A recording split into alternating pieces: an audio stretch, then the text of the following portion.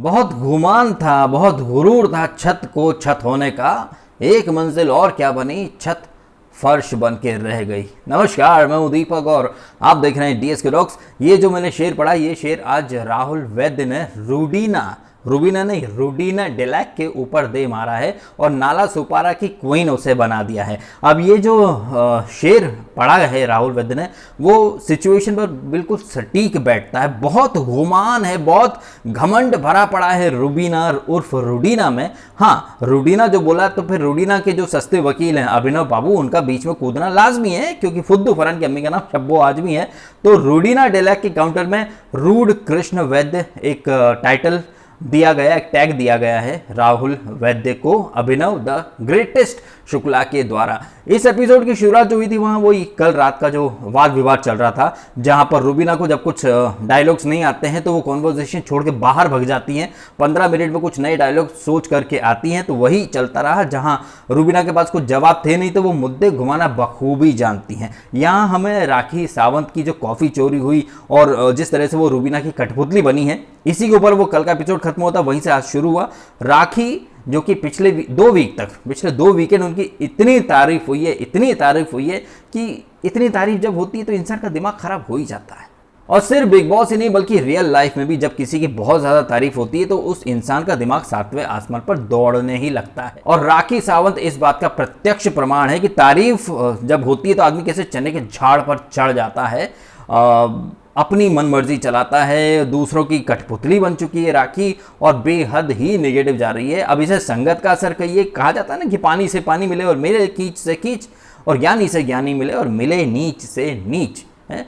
राखी सावंत जो कि पिछले 2 वीक तक बहुत अच्छी जा रही थी, अब वो रूबीना की संगति में आकर ऐसी दोगली हो गई है कि भाई पहले तो खुद बहुत सारी बातें कर देती हैं, फिर कैमरे के सामने जाके रोती भी हैं। पहले खुद किसी को आलू बुखारा या फिर छेदीराम बोलती हैं, लेकिन कोई और इन्हें फूफी बोल दे, आंटी बोल दे तो एज शेमिंग लगता है, करियर है। आप भी तो लोगों को बहुत कुछ बोलती हो।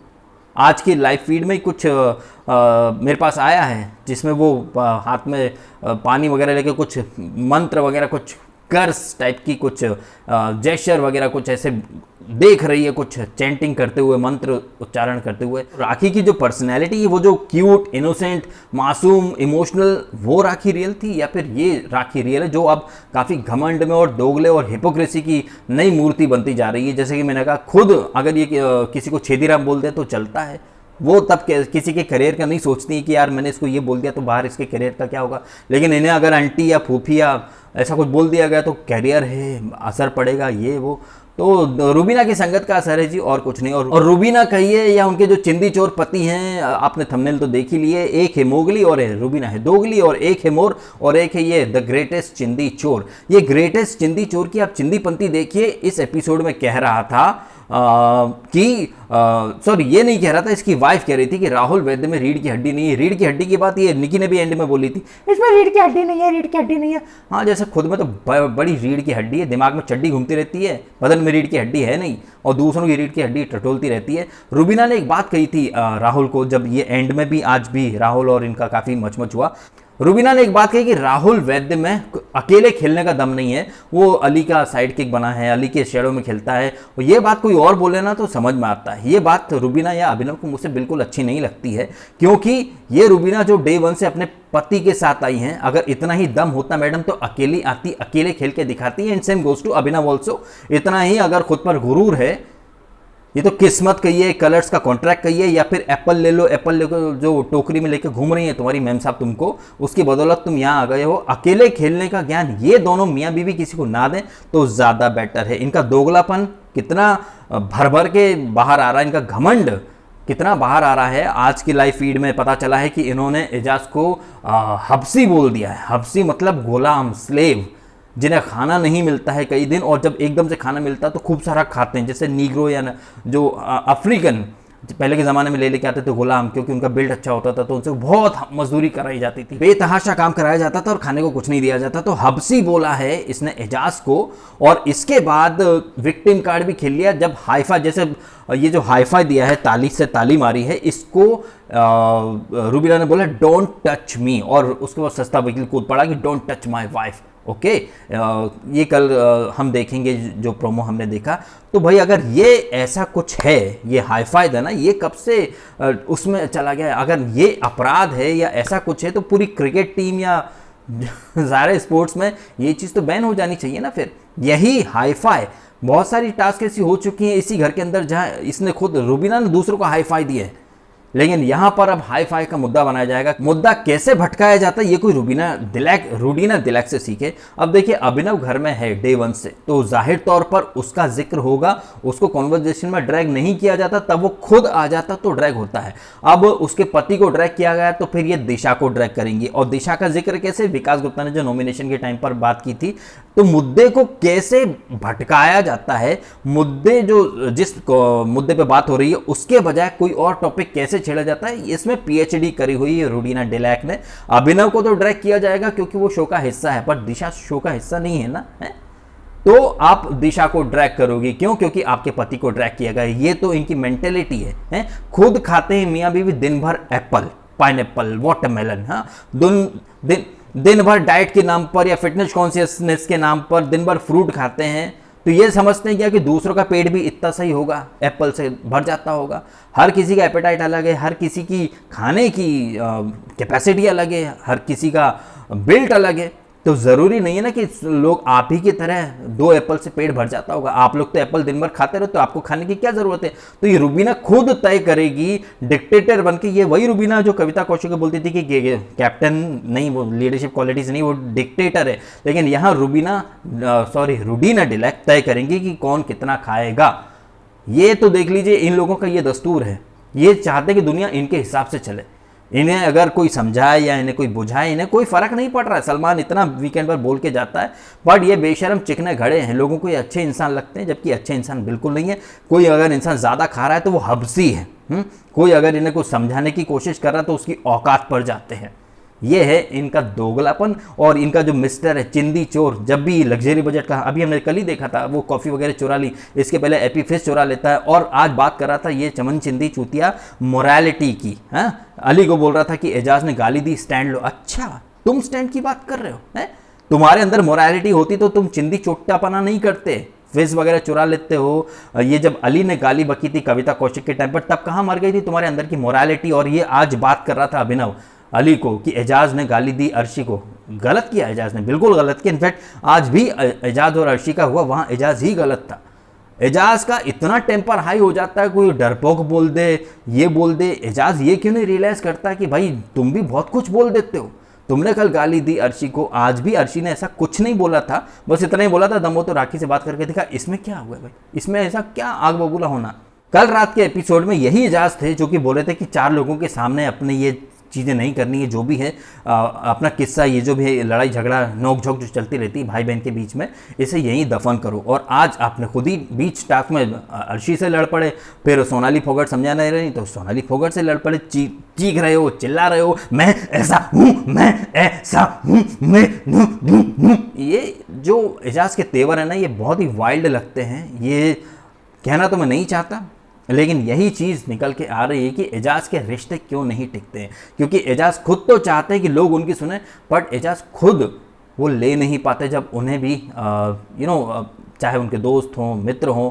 ये एक मुझे वाइब आ रही है कि एजाज अपने रिश्तों में क्यों फेल हो गए। क्योंकि वो तो दूसरों को बहुत कुछ कहना चाहते हैं, बट अगर कोई और कुछ कह दे तो वो हर चीज़ दिल पर ले लेते हैं। अर्शी ने ऐसा कुछ भी नहीं कहा था, उसने बस इतना ही कहा कि क्यों चढ़ रहे हो, दम हो तो राखी से लड़ लो। इतने में एजाज के गुर्दे छिल गए।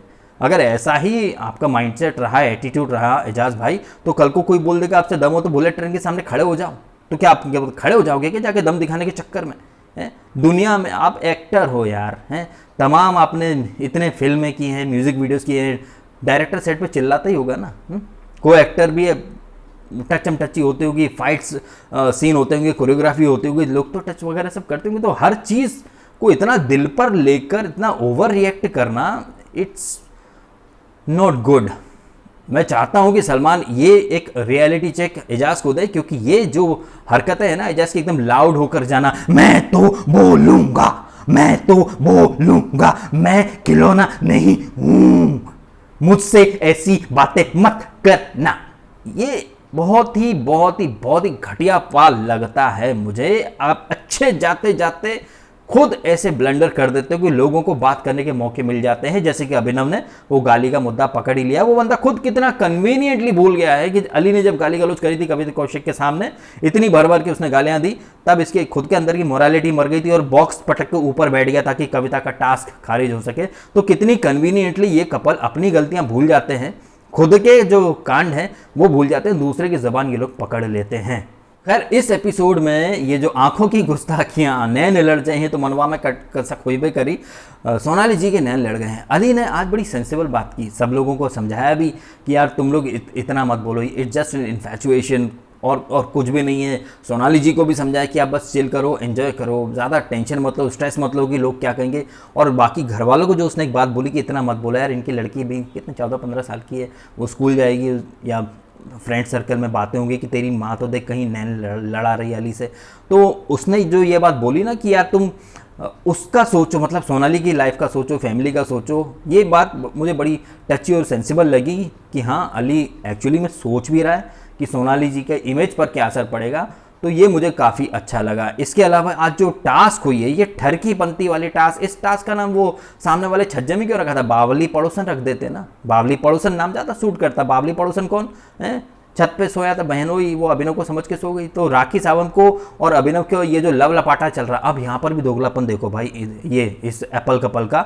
अगर राखी चांस मार रही है अभिनव पर, तो रुबीना कल क्या बोली थी, प्यार तो बांटने से बढ़ता है। राखी जी आपको परमिशन लेने की क्या ज़रूरत है, राखी जी आपको परमिशन लेने की कोई ज़रूरत नहीं, राखी जी प्यार तो बांटने से बढ़ता है।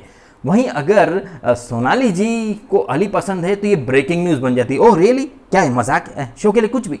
तो ये तो है इनका दोगलापन, आप खुद देख लीजिए। ज़्यादा इसके बारे में डिटेल में जाने की मैं कोई ज़रूरत समझता नहीं हूँ, बस समझदार को इशारा काफ़ी होता है कि अगर राखी लवलपाटा मारे तो बहुत अच्छी बात है, बट अगर सोनाली अली पे है तो कुछ भी है शो के लिए।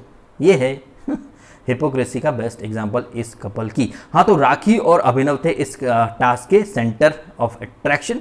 राखी को लाइन मारनी थी इसके अभिनव के ऊपर, और इस टास्क का सबसे इम्पॉर्टेंट फैक्टर था पिक्चर्स क्लिक करना। जब ये टास्क पड़ी गई, ये नल्ला मास्टरमाइंड विकास गुप्ता फटाक से भाग कर गया, उसका कुर्ता भी फट गया, उसने सोफे के नीचे कैमरा छुपा दिया। इस घटना की चश्मदीद गवाह थी निकी तंबोली, जिन्होंने मौका वारदात पर सब कुछ होते हुए देखा। लेकिन कितनी सफाई से विकास गुप्ता यहाँ पर अपनी मास्टरमाइंड पंक्ति दिखा रहा था, जबकि एक नंबर का बेवकूफ लग रहा था वो। और अर्शी के पीछे पीछे पड़ा था, अर्शी तू नागिन है, अर्शी बताना तू कैमरा का छुपाया, अर्शी अर्शी प्लीज, अर्शी खेल मत खेल अर्शी।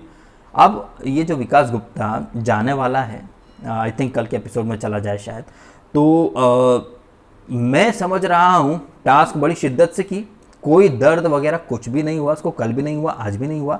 अब इसका ये जो इवेक्शन हो रहा है, जिसमें वो चिल्ला रहा है कि दांत में दर्द है, ये दर्द वगैरह ये जो चीज़ें होंगी, इसके बाद राखी और अर्शी का रोना धोना भी दिखाया जाएगा, बहुत ज़्यादा इमोशनल ब्रेकडाउन टाइप की चीज़ें। तो मेरे को पता नहीं क्यों ये चीज़ें थोड़ी कम हजम हो रही हैं। अच्छा खासा झंडू पंचारिष्टा हाजमोला खा लूँ तब भी ये चीज़ मुझे हजम नहीं होगी कि उसकी तबीयत ख़राब इतनी ज़्यादा हो गई कि उसको जाना पड़ा। मैं समझ रहा हूँ जब वो ब्लंडर कर देता, ये टास्क में कैमरा छुपाना एक ब्लंडर ही था। इसे भले ही चैनल वाले कोई भी डेपर मूव या अमेजिंग स्ट्रेटजी के नाम से प्रोमो काट देंगे, ट्विटर पे ट्वीट वगैरह कर देंगे, जैसे वो अली गोनी का, उसने जो बाहर बोला था सबको कि लाल एप्पल खाना, हरे में जहर होगा, फिर अंदर लाल में जहर डाल दिया। ऐसे धोखेबाजी को ये लोग डेपर मूव, शातिर चाल और मास्टरमाइंड का टैग पकड़ा देते हैं, जबकि ये एक बहुत बड़ा वाला ब्लंडर होता है। और मैं समझ रहा हूँ कि गुप्ता खुद भी जानता है कि उसने ये बहुत बड़ा लेवल का ब्लंडर किया है। तो हमने तब भी देखा था जब वो कविता कौशिक और उनके पति की ट्वीट की जब बातें हुई थी, तो ये बहुत बड़ा वाला ब्लंडर ही था और पब्लिक और घर वालों के गुस्से का कहर उस पर टूटे इसके पहले ही वो धक्का मार के चला गया था। और अभी भी मुझे यही लग रहा है, ये दर्द और ये एकदम से ये दर्द कैसे हो सकता है यार। दांत का दर्द हो या सिर दर्द हो या जबड़े में दर्द हो या गले में दर्द हो, ये थोड़ा थोड़ा करके होता रहता है एकदम से। मतलब अब आज तो हमने देखा वो भाग रहा है, कैमरा छुपा रहा है, नागिन नागिन अर्शी तू नागिन है, अर्शी तो प्लीज़ बता दे कैमरा कहाँ है, कैमरा कहाँ, खुद उसने छुपाया। और मुझे तो कहीं से कहीं तक कोई तकलीफ में वो दिखा नहीं, दर्द वगैरह में। और सडनली दांत में इतनी ज़ोर से दर्द हो रहा है कि बिग बॉस ने उसको निकाल दिया और घर वालों से सामान मंगा रहा है। तो मुझे ये एक निंजा टेक्निक लग रही है गुप्ता के ब्लेंडर्स को कवर करने की, और कुछ भी नहीं। बीवी धर्मशाला है, आवन जावन लगा रहता है। अब ये जाएगा तो मन्नू आ जाएगा, मन्नू आएगा तो ये चला जाएगा। ये करते करते ये लोग फरवरी खींच खांच लेंगे पूरी तरीके से। तो ये है आज के एपिसोड का रिव्यू, जहां पर कल की तरह आज भी राहुल वैद्य ने रुबीना की धज्जियां उड़ा दी। रुबीना को जब कोई जवाब नहीं आता तो डिस्कशन छोड़ के भाग जाती है, 15 मिनट में रिहर्स करती है अपनी लाइंस, फिर आके डायलॉग देती है, फिर अगर कुछ नहीं मिलता तो फिर मुद्दा भटकाने की नाकाम सी कोशिश करती है। खुद बाहर दिशा को ड्रैग करेगी और बोलेगी तू मेरे पति को क्यों ड्रैग करता, तुम्हारा पति तो घर के अंदर ही है। हमने स्टार्ट में भी देखा, टुवर्ड्स द एंड भी देखा, अगर राहुल बात कर रहा रुबीना से तो अभिनव बीच में कूदेगा, और अगर अभिनव को जवाब देगा राहुल तो रुबीना बीच में कूदेगी, और फिर बोलेंगे कि एक से बात करना, फिर बोलेंगे कि अकेला खेलने का दम नहीं। अरे दोनों मियाँ बीवी खुद थोड़ी शर्म कर लो, अकेले खेलने का ज्ञान तुम तो किसी को दो मत, जो फुल पैकेज में आ रखे हो यहाँ पर कॉन्ट्रैक्ट लेके। किस्मत अच्छी चल रही है, सही बोला राहुल वैद्य, ये किस्मत के भरोसे और ये कॉन्ट्रैक्ट के भरोसे यहाँ तक आ रहा है। उसकी अभिनव की तो बॉडी लैंग्वेज ही चेंज हो गई है टोटली। रूबी मैं अपने बूते खेल रहा हूँ, रूबी राहुल वैद्य तू अपने बूते खेल, वो बोल के दिखाना नल्ले औकात पे आ गया, औकात वर्ड, फिर बाद में बोला ही नहीं औकात, जब राहुल ने बोला बोलना तब नहीं बोला। तो ये एकदम घमंडी कपल है, दोगला कपल भी है, चिंदी चोटी पना भरा हुआ है इनके अंदर, मोरालिटी की ज्ञान देता है, दुनिया भर की स्टैंड लेने की बात करता है। इसने कभी खुद स्टैंड क्यों नहीं लिया कभी? अब इससे सवाल जवाब क्या है ना कि होस्ट की भी मैं क्या बोलूँ, सलमान को भी उसकी भी लिमिटेशन से वो भी बोल देता जितना बोलता है, लेकिन फिर भी ऐसा कुछ एक पर्टिकुलर सेगमेंट होना चाहिए वीकेंड पर जहाँ इन कंटेस्टेंट को इनके क्लिप दिखाए जाने चाहिए कि भाई तुमने आज यहाँ बात करो, तुमने वहाँ बात, ये क्योंकि ये ऐसे लोग हैं किसी के बोलने पर इतना वो समझते नहीं है। जब तक इनको वो चीज़ें दिखाई ना जाए ना, आई डोंट थिंक कि तब तक ये लोग समझ पाएंगे या अपनी गलती रियलाइज कर पाएंगे। क्योंकि सेंसिबल, समझदार और थोड़ा सा भी कॉमन सेंस या आईक्यू होता है, सबसे ज़्यादा आईक्यू वाले इंसान के अंदर थोड़ा सा भी कॉमन सेंस होता तो कहते हैं ना हम कि समझदार को इशारा काफ़ी होता है और गंवार को तमाचा काफ़ी होता है। थोड़ी सी भी समझदारी, थोड़ा सा भी आईक्यू होता तो ये झंडूबाम समझ चुका होता कि ये कितना गलत जाता है। जब सलमान खान इसको कई बार बोलते हैं रुबीना के वर्स्ट हाफ या बेटर हाफ, आपको तो उसका माउथपीस बनना है, ये अपने आप में बहुत बड़ी हिंट है कि तू कितना गलत जा रहा है। लेकिन ये अपनी गलतियों से सबक नहीं सीख रहा है और हर बार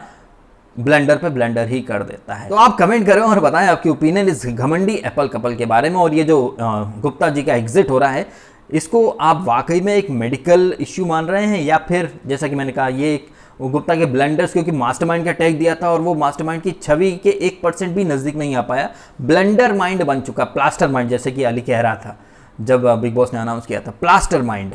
तो क्या आपको भी यही लग रहा है क्या, जो मुझे लग रहा है कि सिर्फ अपनी ब्लेंडरपंथी को डिफेंड करने के लिए बाहर जा रहा है? और मेडिकल का मुझे ऐसा कुछ लग नहीं रहा, क्योंकि टास्क में तो फुल्ली फिट पाया है हमने इसको, और राखी के ड्रामेपंथी के ऊपर तो बोला ही क्या जाए।